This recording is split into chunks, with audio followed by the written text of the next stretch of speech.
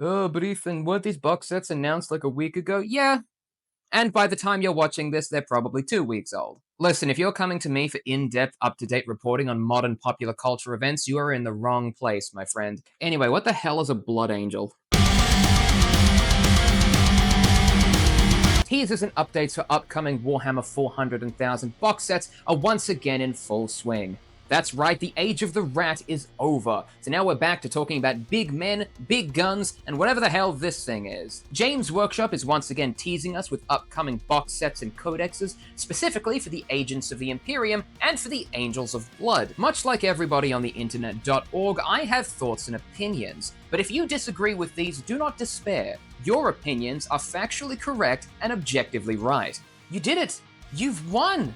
So let's take a look at what's on offer from James Warhammer Workshop and ask ourselves the biggest question. Would I, me, Ethan, personally, purchase these products? If you've never seen any of my videos before and need to know what credibility and prestige my name has and why my opinions are worth listening to,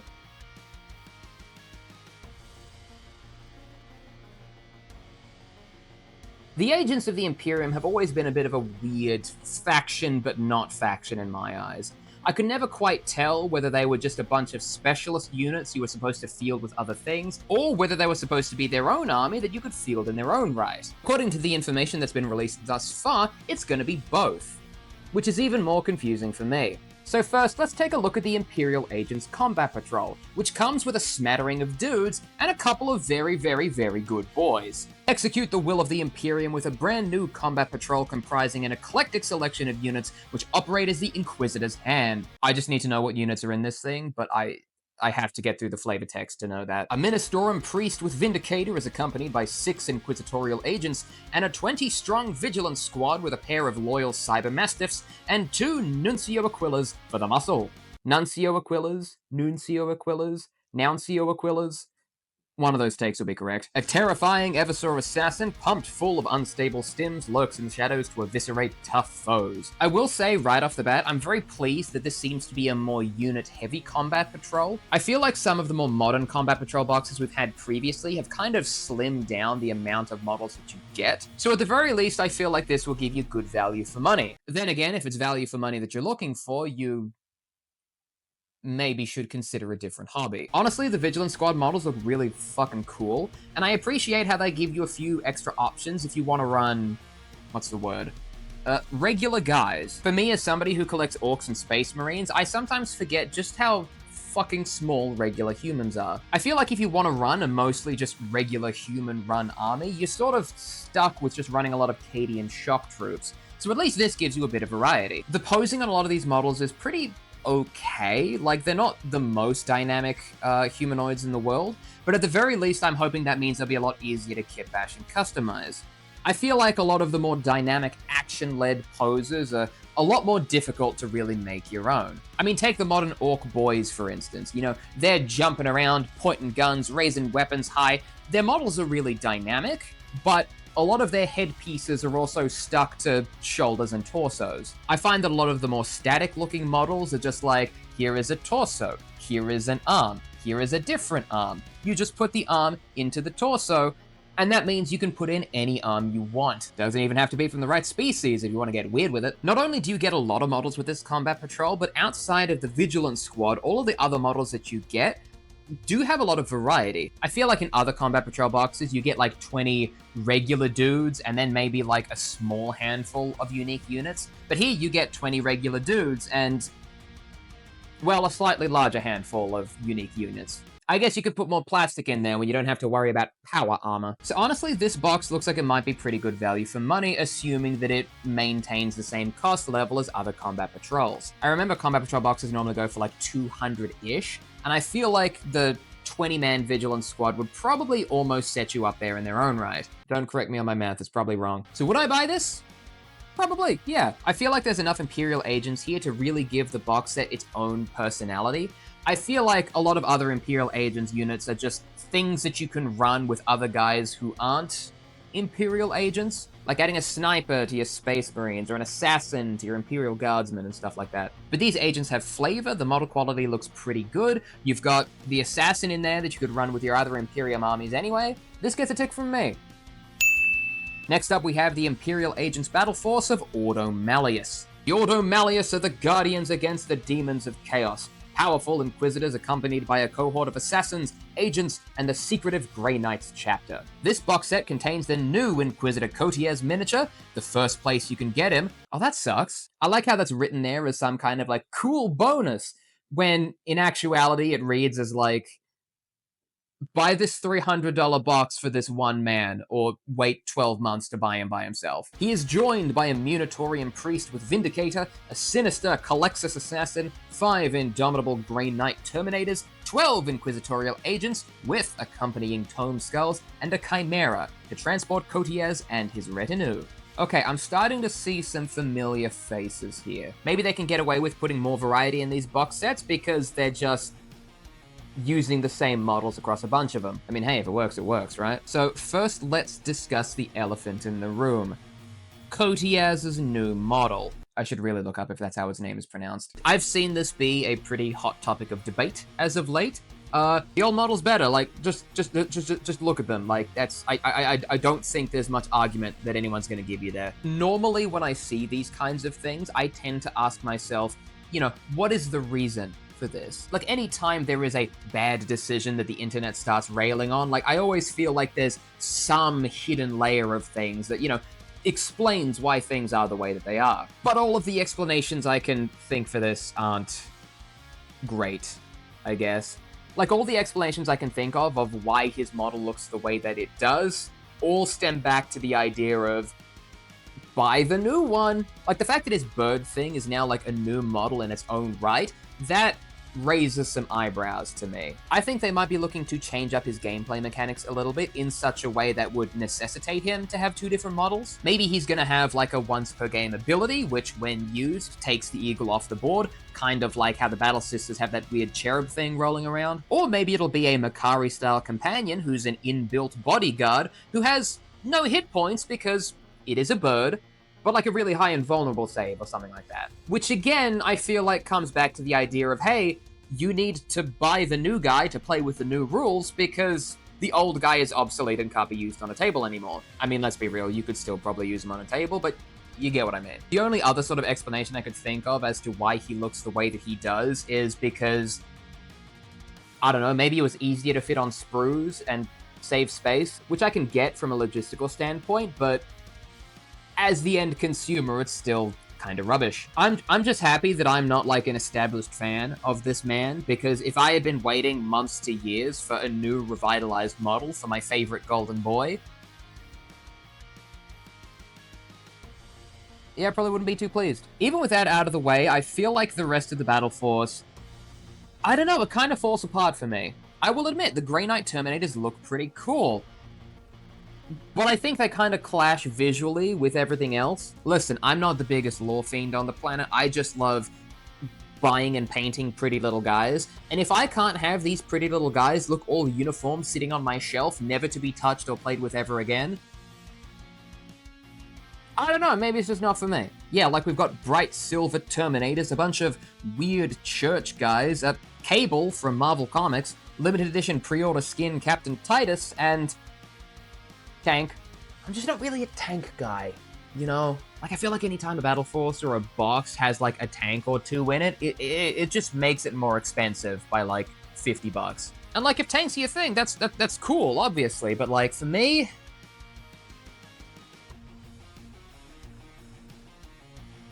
I want laser guns and big green men. Like, I guess that's just my personal preference. So, would I buy this battle force?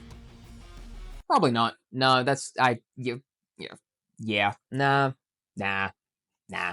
I'm good.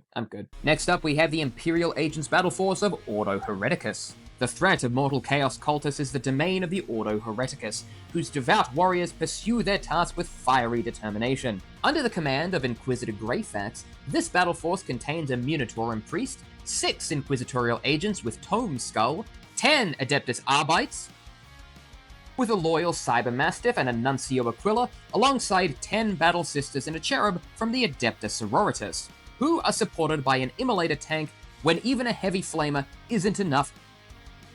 Purge fire. This box sick as hell. Unlike the Ordo Malleus, I feel like this box has a really strong aesthetic going for it, which is just, good shit. You've got Battle Priest, Van Helsing, an army powered by Catholic guilt, Church Tank, and then you just have a bunch of cops, which, yeah, we can pretend they love Jesus. I feel like as a Battle Force box, this one's going to be a lot better value, for me, personally, compared to the Ordo Malleus. You get far more miniatures, and they might be smaller in scale compared to the Terminators, but I don't know, for me that's more of a win than a loss. The Immolator tank I think is also a little bit smaller than the Chimera, but come on. Look at this fucking thing. Besides, I always feel like I've needed an excuse to start collecting more Battle Sisters, so yeah, this could be perfect. But would I buy this box? I feel like with the inclusion of the Immolator tank, the value for this box for me would be more than a combat patrol, but maybe not as far as a Battle Force, I'd say. I mean, Battle Forces are usually like $250 to $300 depending on what year it is. And so I guess the value would be fine for me, but I'm not exactly jumping out of my seat to get this one. So I'll put it this way. If you personally give me 300 Canadian dollars from your bank account right now, I will buy this box. But until that time comes, I'll keep working through the pile of shame. And then, finally, we have the Imperial Agents Battle Force of the Ordo Xenos. The insidious plots of the alien are covered by the Ordo Xenos, who may dispatch a strike force when the Space Marines or Astra Militarum are too slow, perhaps procuring valuable technology in the process. Who you gonna call? Alien Busters, that's fucking nothing. The Ordo Xenos Battle Force is led by Lord Inquisitor Kyria Draxus, a radical who uses Xenos weapons. She battles alongside a Navigator, 6 Inquisitorial Agents with a Tome Skull, a Rogue Trader and her entourage, 5 Voids Men-at-Arms and their Loyal Hound, and a squad of 5 Deathwatch veterans riding a mighty Corvus Blackstar attack aircraft.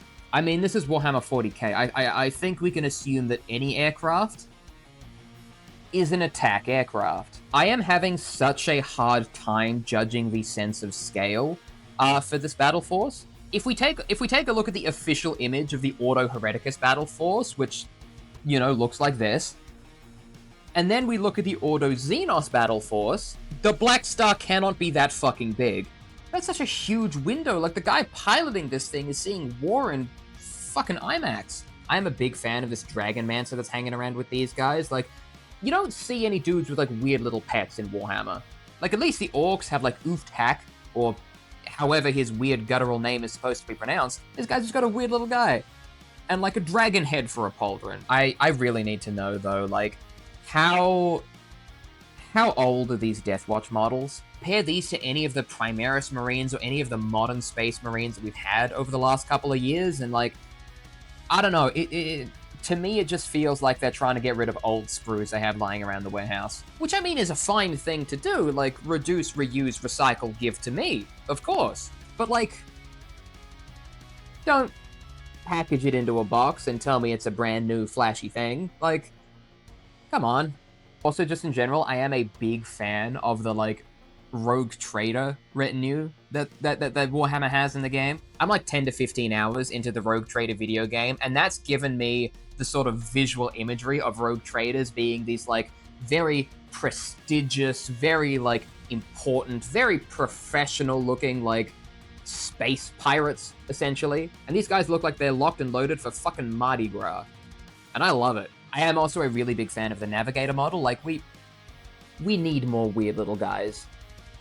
Just in general. So, ultimate question. Am I picking up this battle force? It depends how big the Black Star is. If this spaceship is actually that fucking huge in real life, then that's a pretty good deal for all the plastic you're getting. I feel as though if I was more into the vehicles of Warhammer 40k, these battle forces would be a little bit more up my alley. And when I think about what I really enjoy about Warhammer, it's painting all the weird little dudes. And I probably would have liked them more if the weird little guys were new. You know what I mean? Especially the newer heroes and stuff like that as well. But other models are just the Battle Sisters and the Death Watch and the Rogue Traders, who we've already kind of seen before in other box sets. So, yeah, to me it sort of feels like they're just packaging up stuff and branding it as a shiny new thing because it's got one or two new guys in there, which I guess makes sense, you know? Like, a lot of the Imperial Agents don't really have a lot of their own branding, for lack of a better term. So to have an entire box set that's just purely them and purely all of their new stuff probably isn't too feasible. So, like, I get it. I get why the boxes are like this. I get why they're set up in the way that they are. But as the end consumer, I'm just not too interested in that. I mean, I'm sure there's a lot of Inquisitor heads out there who are really excited to bolster up their very Inquisition-led armies. But for a newer player who hasn't really been exposed to the Imperial Agents before, I don't know, it's a bit more of a hard sell for me. That being said, I do think the Combat Patrol and the Ordo Hereticus Battle Force do look like they would be pretty fun to build and paint, so maybe it's just a matter of personal preference here. I can definitely concede that the other battle forces aren't for me, but I feel like if they are for you, then that's exactly what you want. You know what I mean? I will say though, the Ministorum Priest, love this little freak. I know that's probably like a tube of Bacta or like some other like sci-fi shit going into his nose there, but like, I'm not gonna lie, I interpreted it as just one really lopsided mustache. That's what it is, and you can't change my mind. Listen, I'm gonna say it. If the Ultramarines didn't exist, the Blood Angels would be the quote-unquote overhyped, overrepresented, normie Space Marines. You're booing me because I'm telling the truth. So, the Blood Angels army box. I'm starting to notice a bit of a pattern. Much like with the Imperial Agents boxes we talked about earlier, there is a lot of guys that we've seen before, and then like two new ones. I think I saw the same sort of pattern with the Orcs battle forces as well, you know, which were mostly full of stuff we've seen before, you know, units from other boxes and things like that. But then there's like one or two guys who are new, who are flashy, who you cannot get outside of the several $100 box set. So the Blood Angels box set comes with 10 Death Company Intercessors, 10 with jump packs and 10 without, along with several sets of the Blood Angels upgrade kit, which lets you add special pauldrons, heads, sword hands, you know, things like that. Okay, look, the first thing that I have to say about the Blood Angels box set, which I know why. I know they're Death Company. I know that's like a different thing to Blood Angels proper. Like, I get it, okay? But why didn't you make them red? Bright red Space Marines are cool as fucking shit. And look, I get that black and red is also a cool color scheme, no matter what army you're playing, except for Imperial Guard. But like, the red, it just pops, man. Yes, I am aware this is just me complaining about things that do not matter. Welcome to the internet. When I was looking at this box, I was seeing a lot of people complain about the inclusion of the upgrade kits. Like, one of the biggest criticisms that I saw was that the vast majority of this box was pretty much just Space Marines. But they have the upgrade kits, like, ooh, they've got special shoulder pads now. I mean, like, I don't think that's as big of a criticism that other people made it out to be, I think. Like, you don't need the upgrade kits. The upgrade kits are literally just there if you want to go the extra mile or, like, make your minis, like, super canon or lore accurate, you know what I mean? You can fully paint a Space Marine bright red, and it is a Blood Angel. Like, you don't need the Blood Angel hand, or the Blood Angel head, or the Blood Angel whatever this thing is. And so, like, they're doing a Blood Angels box. I think it's perfectly natural and perfectly reasonable to give you a bunch of Space Marines and a bunch of upgrade kits. I will be willing, however, to walk that statement back depending on how much the box costs. Because again, I think this is one of those examples where, like, you don't really get a lot of models in this box. Like, sure, the Brutalis Dreadnought is big. Like, it's one of the bigger Dreadnoughts that you can get, to my understanding. But outside of that, it is just 22 other dudes. And when 20 of those dudes are dudes that you've seen before and could buy outside of this box, like, I can understand how that might be a little disappointing to some people. One thing that I am nervous about in this box set is that it seems to come with a lot of added value. quote unquote. Like, outside of the models, it comes with the fancy box, the fancy limited edition codex you can only get inside the set, the upgrade kits, the transfer kits, the data cards. And I think those are all good things. But if those alone are going to drive up the price of the box to a significant degree, then yeah, I will 100% be disappointed with that, as I'm sure so many of you will too. And perhaps if you're a real die-hard fan of the game rather than just the franchise, sure, having the codex and having the data cards is going to be something that you're probably going to really enjoy. Like, I guess for someone like me, who's a little bit more interested in painting the models and, you know, coming up with cool story and lore for all the characters that you create, I don't think that's going to be worth the extra $100 that it's likely going to set the price up by. I could be wrong there. I hope I'm wrong there, quite frankly. I like this box as a collection of models that I can build and paint. I think all of the extra accoutrement that it comes with is just going to make the box more expensive than I think it should be. For me, personally. Like, if this was like a Blood Angels Combat Patrol, I think this would be a really cool box. You know, you've got 23 minis, most of them are just intercessors you've seen before, but a Dreadnought and 2 unique hero units, that seems like a good box set for me. But the addition of the codex and the upgrade kits and the transfer sheets and the data cards, it's just, I feel like those are only there to make the product more valuable than I think some people are going to find it to be. Then again, if this turns out to be a cheap way to get the codex and the data cards, I think that's great. I think it's great to get the more gameplay-oriented assets or tools that you need to actually play the game.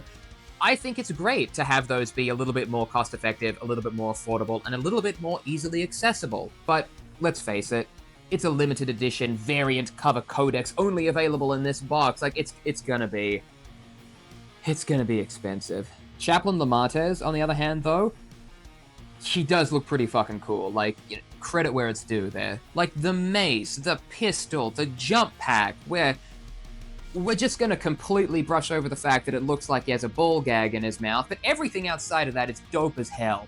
Asterath is also unlike any other model that I've quite frankly seen come from the Space Marine chapters. Dude's wearing fucking meat armor. This shit slaps. This man right here is the only Space Marine worth painting with contrast paints. I don't think I'm a huge fan of the pose that he has, but apparently the model retains his classic pose, so like, I guess it's a reference to models long past, which, you know, I can appreciate. People like their nostalgia, what can I say? I also really enjoy the fact that these heroic units have jump packs as well. Like, I really feel like you don't really have that many options when it comes to models that can lead jump pack units. So I think it's really cool that we'll be able to give some new abilities to the dudes that just fly around the battlefield at Mach 5 speed.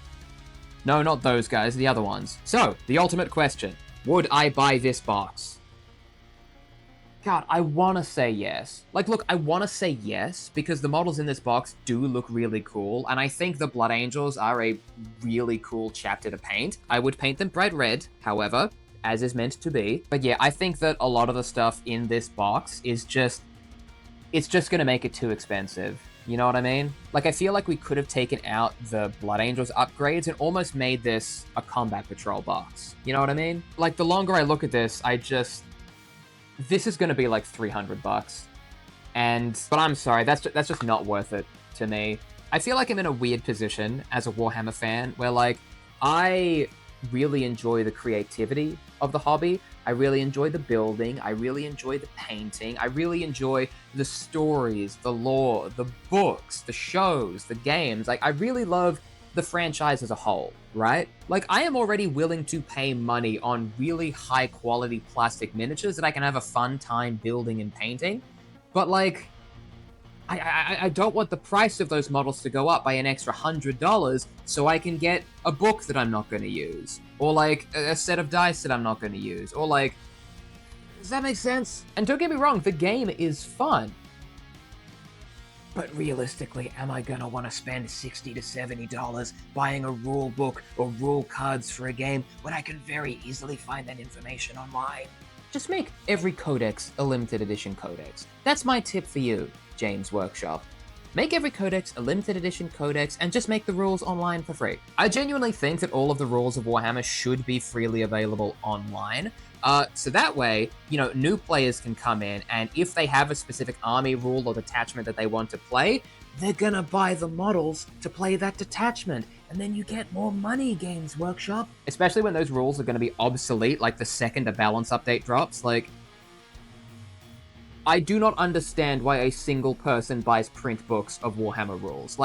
2 weeks from now, they're gone. Anyway, long story short, these Blood Angels fucking rock.